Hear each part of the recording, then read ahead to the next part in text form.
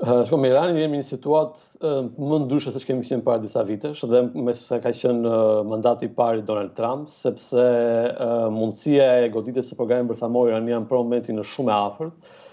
Duke ndjekur dhe mediat izraelite, ata janë disa herë mendojnë që janë të gatshëm për të goditur gjithashtu programin bërthamor iranian. Kemi një ndryshim në narrativ, në kuptimin që nëse gjatë mandatit të parë të Trumpit dhe gjatë këtyre 8 viteve, ideja ka qenë që edhe gjatë kohës Obamës, ideja ka qenë që programi bërthamor iranian duhet të kufizohet, pra të limitohet. Tashmë kemi kaluar tek narrativa që programi bërthamor iranian duhet të zhduket përfundimisht. Nëse kjo arrihet me dyja mundësit, o arrihet në tavolinë mes një marrëveshje mes palëve, ose arrihet duke bombarduar programin bërthamor iranian. Ajo që mund të ofrojë në tavolinë Trump, sipas gjitha gjasave, bashkë me Izraelin, është që nëse iranianët heqin dorë përfundimisht nga programi këtyre bërthamor, amerikanët dhe izraelitët zotojnë që nuk do prekin regjimin e ajatollahëve në Iran. Pra, regjimi i ajatollahëve merr pikërisht garancinë që dëshiron të marrë nga programi i tyre bërthamor. Në kohë që versioni tjetër është ai i goditjeve ndaj programit bërthamor. Unë mendoj që sot për momentin jemi më afër goditjeve të programit bërthamor, nuk ka lidhje drejtpërdrejt me Huthit kjo që është duke ndodhur me Iranin, pra ka lidhje në radh parë me Iranin, sepse e shohin si mundësi të paktën Izraeli e sheh si momentin e ardhur për ta eliminuar një herë për gjithmonë programin bërthamor. Kemi një lëvizje të bombarduesve të rënd amerikan një ishull në Oqeanin Indian, të cilat mund të godasin sitet ushtarake të programit bërthamor iranian, sepse ka diçka që disa prej tyre, paktën njëri prej tyre ndodhet rreth 90 metra në tokë dhe Izraeli nuk e ka mundësinë të godas 90 metra në tokë. Mund të godas deri në 60 dhe 70 metra, siç goditi kreu në Hezbollahut Hasan Nasrallah, i cili ndodhi 60 metra në tokë, por për të goditur të paktën njërin prej tyre që supozohet të jetë në Natanz, që është rreth 90 metra në tokë, duhet bombarduesit e rënd amerikan.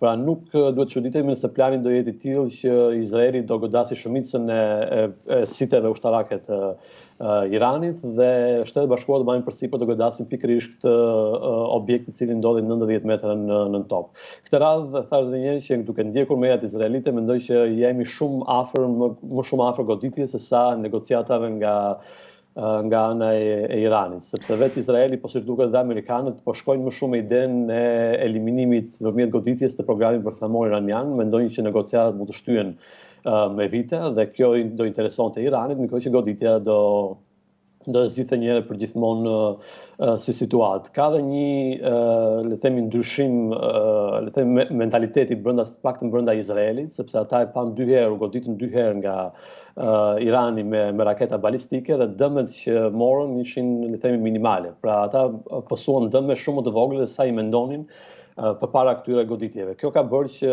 për Izraelin, por siç duket edhe për këtë administratë amerikane, të mendohet që në rast se shkatrohet programi bërthamor iranian, Irani nuk e ka kapacitetin për të kundërpërgjigje. Pra do të kenë një kundërpërgjigje minimale, modeste, që nuk do bëjnë ndonjë dëm të madh, dhe kjo është ajo që thuaç në logjikën e tyre ja vlen goditja e Iranit, sepse dëmet që do vinë nga ana tjetër do të jenë të vogla. Pra, do t'i vinë në ndihmë Rusia Iranit? Më shumë një goditje të programit bërthamor iranian se sa një marrëveshje në tavolinë. Rusia mund t'i vinë në ndihmë Iranit në një situatë të tillë?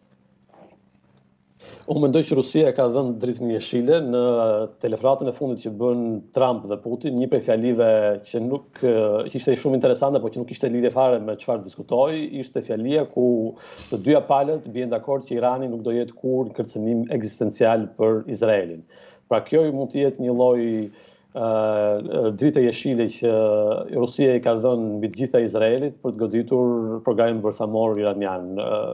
Irani dhe Rusia kanë një marrëveshje ushtarake me njëra tjetrën, por nuk kanë një marrëveshje mbrojtje të dyanshme, pra do të thotë që në momentin që Irani sulmohet, Rusia nuk ka asnjë detyrim për të shkuar në ndihmë Iranit në këtë rast, kështu që kam përshtypjen për aq kohë sa nuk rrëzohet regjimi i ajatollahëve në Iran, ose për aq kohë sa nuk vjen në fuqi një regjim propërëndimor, që unë mendoj që ka pak gjasa të ndodhë diçka e tillë, Rusia nuk ka ndonjë problem me goditjen ndaj programit bërthamor iranian. Në këmbim të kësaj, Rusia do të marrë sigurisht nga atë 20% që e famshëm në Ukrainë. Pra edhe në këtë rast mund të kemi një shkëmbim interesash mes të dyja palëve, por nuk besoj se mund të vinë në ndihmë drejtpërdrejt Iranit. Izraeli ka treguar edhe në raste të tjera, për shembull në 2007 ka goditur programin bërthamor të Bashar al-Assadit në atë kohë, ka përvojën për të bërë një goditje të tillë dhe për të mos krijuar në një zhurmë të madhe, si thua, në pjesën tjetër të lindjes mesme. Dhe aq më tepër që sot është më lehtë ta bësh këtë goditje, sepse e tha dhe ju në fillim që tentakulat e Iranit në lindjen e mesme ose janë shkatruar ose janë dëpsuar.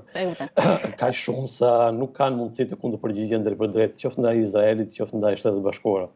Edhe i pyetës fundit kam, Lidion, sa i përket marrëdhënieve të Shtetet Bashkuara me Turqinë. Kemi parë ministrin e jashtëm Hakan Fidan që ishte në Shtetet Bashkuara. Kemi dëgjuar Donald Trump që ka një mendim pozitiv për presidentin Erdogan.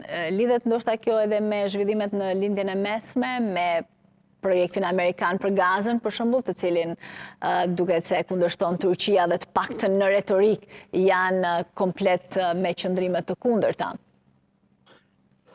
Kjo administratë amerikane ka mendime të ndryshme, ka mbështime për Turqinë dhe për Erdoganin. Trumpit ndoshta mendon se i duket Erdogani pikërisht në formatin e njerëzve autoritar si Putin dhe ka një preferencë për njerëz të tillë.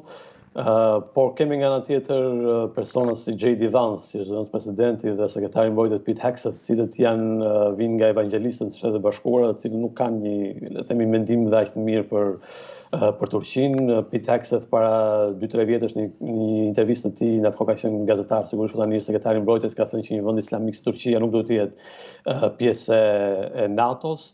Nga Turqia shoh një qasje shumë të matur dhe shumë kujdesme në lidhje me këtë administratë amerikane. Mund të shtoj edhe faktin që ka një lloj friksimi ndaj kësaj administrate amerikane dhe këtë shoh në faktin në atë që është duke ndodhur në Siri. Nëse në momentin që ra Asadi dhe kur ishte ende Joe Biden president, Turqia kishte në plan të eliminonte grupet e kurde në Siri, tashmë fakti që amerikanët kanë vazhduar bashkë me Izraelin të mbrojnë grupet kurde në Siri ka bërë që Turqia të shkojë mundësisht drejt një marrëveshje me kurdët, gjë që ishte një gjë e pamendueshme deri para disa muajsh, dhe kjo vjen si pasojë pikërisht kësaj pasigurie dhe kësaj frike që krijon kjo administratë amerikane, e cila nuk dihet se si mund të sillet në momente të caktuara. Nuk mendoj që Gaza mund të lihet drejtpërdrejt me Erdoganin, sepse Erdogani nuk ka për ta pranuar asnjëherë që në palestinezët në Gaza do vazhdoj të këmbguli, dhe madje edhe para 2-3 ditë kishte një intervistë të tij ku deklaroi që Izraeli është një shtet terrorist që gjakpirës që ushqehet me gjak dhe ishin krejtësisht kundër idesë së Gazës, por